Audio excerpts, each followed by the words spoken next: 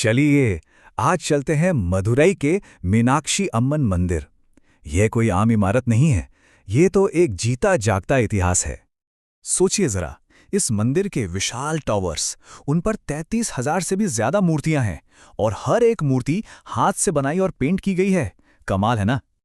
और बात सिर्फ मूर्तियों की नहीं है, यहाँ जो पूजा और भक्ति का माहौल है वो 2000 सालों से ज्यादा वक्त से एक दिन के लिए भी नहीं रुका। जरा सोचकर देखिए। इसीलिए तो कहा कि ये जिंदा है, क्योंकि ये कोई म्यूजियम नहीं है, ये तो एक इकोसिस्टम है, एक जीता जागता, सांस लेता हुआ इकोसिस्टम, जिसमें विश्वास और कल्चर की धक धक सुनाई देती है। अच्छा, तो अब इसमें गहराई से उतरते हैं। सबसे पहले नजर डालते हैं इसकी आर्किटेक्चर पर। इसे मीनारों का साम्राज्य कहना गलत नहीं होगा, जहां हर पत्थर भक्ति की कहानी कहता है।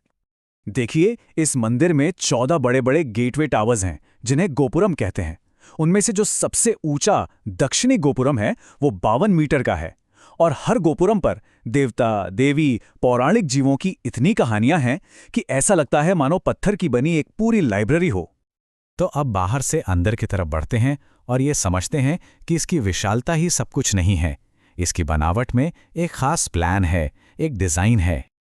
इस मंदिर का लेआउट आप जानते हैं, एक कॉस्मिक मंडल की तरह है, यानी एक ब्रह्मांडीय नक्शा।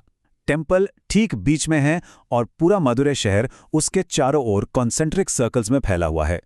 जैसे जैसे कमल का फूल खिलता है ना, बिल्कुल वैसे। ये डिजाइन ब्रह्मांडीय संतुलन और व्यवस्था का प्रतीक है।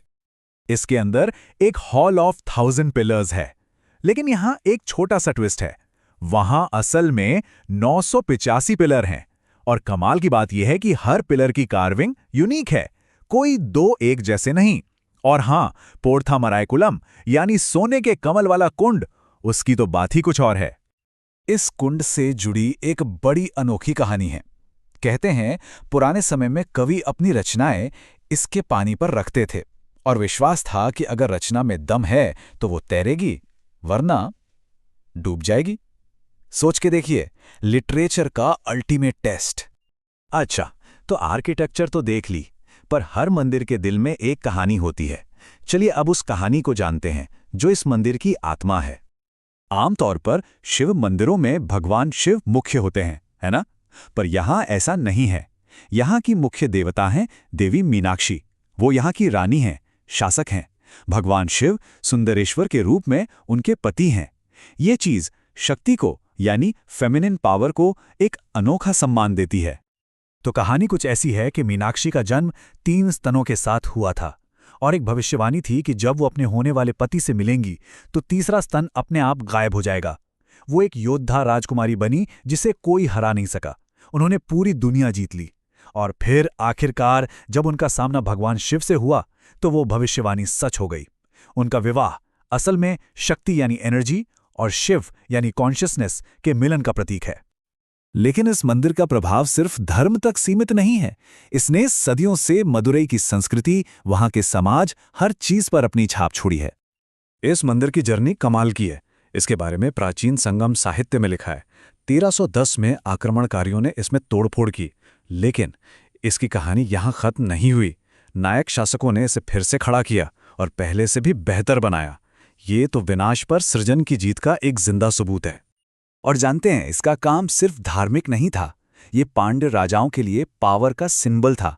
नायक शासन में तो ये एक बैंक और कोर्ट की तरह भी काम करता था, और ये आर्ट और तमिल लिटरेचर का एक बहुत बड़ा हब भी था। पर ये सब बीते हुए कल की बात नहीं है। इस मंदिर की धड़कन आज भी सुनाई देती है। आइए देखते हैं कैसे।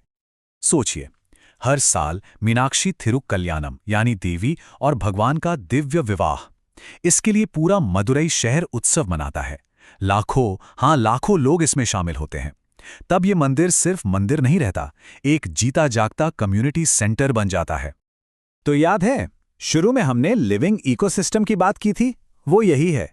दिन में 6 बार पूजा की आवाज, देवताओं का जुलूस, और हर रात वो खास अनुष्ठान जब भगवान शिव को देवी मीनाक्षी के कक्ष में ले जाया जाता है। ये एक लगातार चलता हुआ रिदम है जो इस जगह को जिंदा रखता है। और आखिर में यही बात सबसे अहम है, मीनाक्षी अम्मन मंदिर कोई इतिहास का पन्ना या पुरानी चीज नहीं है।